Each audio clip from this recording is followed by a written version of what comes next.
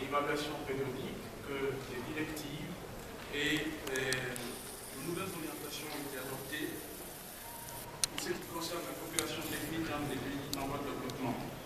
En 2004, je rappelle que l'Assemblée générale, dans sa résolution 58-220, a remplacé la formule coopération technique entre les pays en voie de développement par coopération sud-sud. Il faut rappeler aussi dans l'anniversaire d'une conférence de haut niveau sur la coopération entre les pays en voie de développement. Cette conférence-là va réaffirmer non seulement le soutien que l'ONU doit apporter à la coopération entre les pays en voie de développement, tout en respectant l'autonomie bien entendu de ces pays, soutien en matière de financement, soutien en matière de système d'information et j'en passe. Et cette conférence de Nairobi va également orienter cette coopération-là entre les pays en voie de développement dans un cadre régional. On va dépasser le strict cadre des relations bilatérales vers des partenariats dans un contexte de gouvernance globale et interrégionale. Donc voilà un peu le détour historique. Il y a assez de choses à dire, mais voilà un peu quelques événements et faits fondamentaux qui ont conduit à ce qu'on appelle aujourd'hui la coopération sud-sud. Mais il y a lieu de se demander c'est quoi en fait cette coopération-là. D'autant que dans un premier temps, on parle de coopération technique entre pays en voie de développement, coopération économique entre pays en voie de développement, on parle de coopération triangulaire, il y a beaucoup de notions croisées qu'il faut nuancer. Donc selon toujours le plan d'action de Buenos Aires, la coopération sud-sud, je cite, est un instrument permettant d'établir la communication et de promouvoir une coopération plus large et plus solide entre les pays en voie de développement afin qu'ils puissent créer, acquérir, adapter, transférer et mettre en commun des connaissances et des données d'expérience dans leur intérêt commun. Donc, dans un premier temps, la coopération entre les pays en voie de développement est entendue au sens d'une coopération technique, au sens d'un simple transfert de technologie, de connaissances, d'expérience entre les pays en voie de développement. C'est la conférence de Nairobi que j'ai soulignée tout à l'heure qui va apporter une définition complète et plus détaillée de la coopération sud-sud en englobant toutes les formes de coopération. Donc il s'agit concrètement d'un élément important de la coopération internationale offrant aux pays en voie de développement des possibilités sérieuses dans la recherche individuelle et collective de la croissance économique soutenue et dans le développement durable.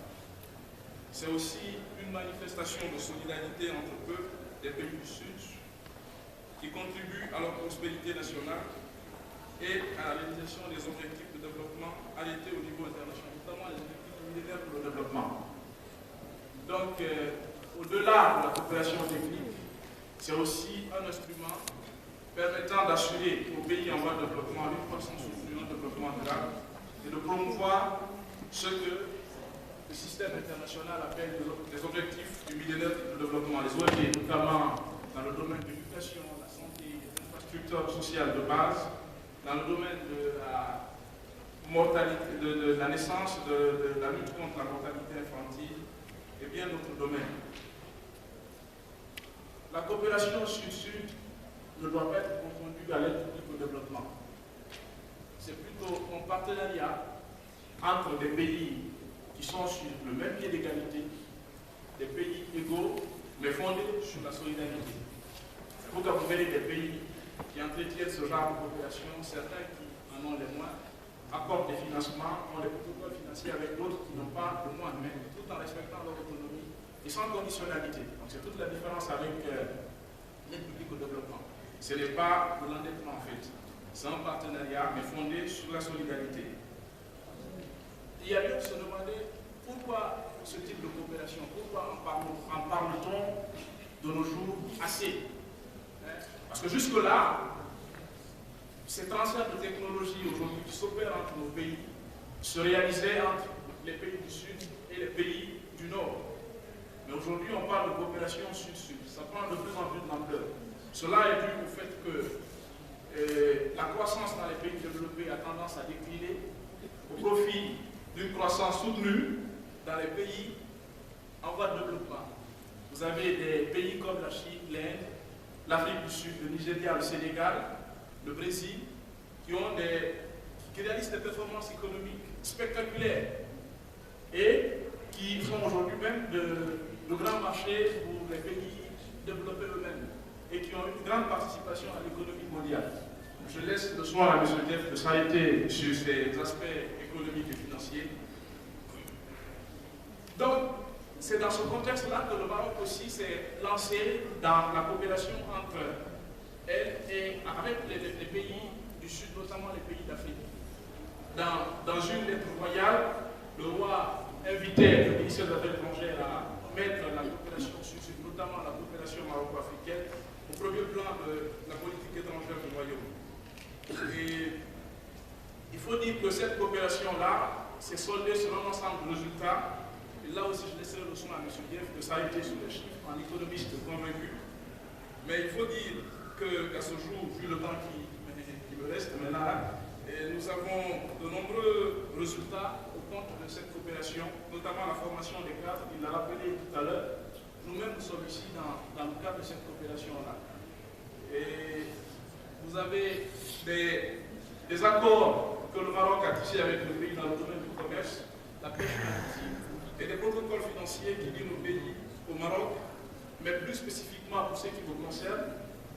Et cette coopération a également à son compte des progrès en matière de développement humain. Il faut dire que le Maroc a organisé dans les années 2000 à Rabat la première conférence africaine sur le développement humain en partenariat avec le PNUD, qui a réuni presque toutes les représentations diplomatiques au Maroc. Le problème que pose cette coopération, naturellement, c'est un problème de coordination. Parce que quand le Maroc doit intervenir dans tous les pays de manière séparée, donc il y a un problème de coordination qui se pose, il y a un problème de rentabilisation même de l'assistance ou de la coopération qui se pose. Il y a des problèmes de financement également qui se posent.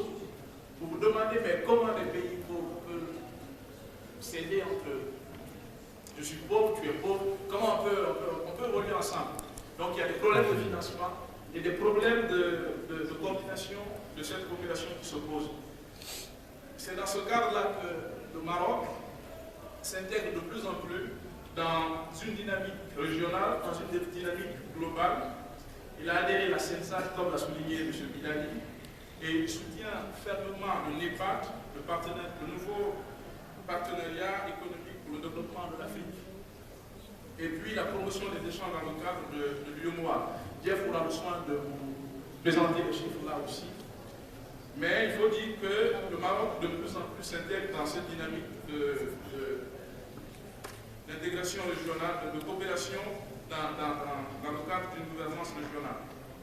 Et pour pallier aux problèmes de financement, le Maroc a intégré dans le cadre de ce volet de coopération-là ce qu'on appelle la coopération triangulaire.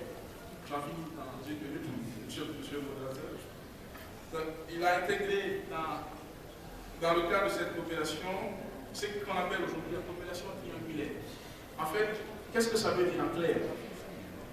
Les pays du Sud entretiennent des relations. Maintenant, pour tout ce qui est question de financement ou parfois des questions trop techniques qu'on ne maîtrise pas, on peut faire appel à des bailleurs de fonds, à des grandes puissances. Mais la coopération a lieu entre nous. C'est nous qui développons des projets structurants et nous faisons appel à des financements étrangers à l'aide des puissances étrangères. C'est pour dire qu'on ne peut toujours pas se passer de ces pays-là. Donc, le Maroc a élaboré avec le Japon, le Maroc et les pays francophones d'Afrique dans le cadre de la coopération triangulaire des programmes quinquennaux en matière de pêche maritime, navigation marchande, entretien routier et eau potable. Donc, le Maroc a également, dans le cadre de cette nouvelle forme de coopération, élaboré avec le Burkina Faso et la FAO un programme spécial pour la sécurité alimentaire. Le programme a mobilisé une soixantaine d'électriciens et de cadres agricoles programme similaire est engagé avec le Niger et la République centrafricaine. Toujours dans le cadre de cette coopération, le Maroc a mis en place un programme en matière de santé publique avec la Banque islamique de développement et le Burkina Faso. Donc voilà en clair ce que j'avais à dire pour ce qui est du bilan et des perspectives. Donc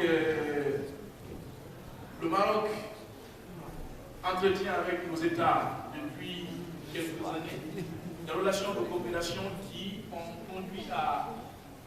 ont montré leur succès, qui ont abouti à des progrès dans divers domaines, mais qui posent un certain nombre de problèmes. Et le Maroc n'est pas resté timide face à ces problèmes-là. Il a engagé un certain nombre de mesures, notamment l'intégration de cette population dans une dynamique régionale et puis comment on appelle, le recours à la population triangulaire à l'aide des partenaires financiers et des puissances étrangères. Merci, M. Podazza. Merci bien, M. Joseph Poilier, qui vient de nous parler du volet politique de la coopération sur la population chrétienne, le partenariat chrétien, le Maroc et le Sahara. Je rappelle que depuis son intervention, il a d'abord commencé par faire une décision, puisqu'il fallait le faire dans le cadre de le concept de la coopération sur-sud est un peu nébuleux, puisqu'il est un peu assimilé à d'autres concepts. Donc, il a précisé cela dès le départ. Et ensuite, parler de la licence même de ce concept de coopération sur-sud à la conférence organisée à Argentine et également à travers la conférence qui a été effectuée entre le Côte de 77, c'est-à-dire les pays qui voient le développement en Amérique latine. Et ensuite, il y a eu plusieurs dispositions qui ont été prises par l'ONU, par les acteurs de l'ONU. Donc, les dispositions prises par l'Assemblée générale de l'ONU, dans le cadre pour mesurer cette coopération de bien articulée dans les dispositions problématiques. Après cela, il y a eu ce transfert de l'ONU à Nairobi à travers les grandes organisations qui ont été données à la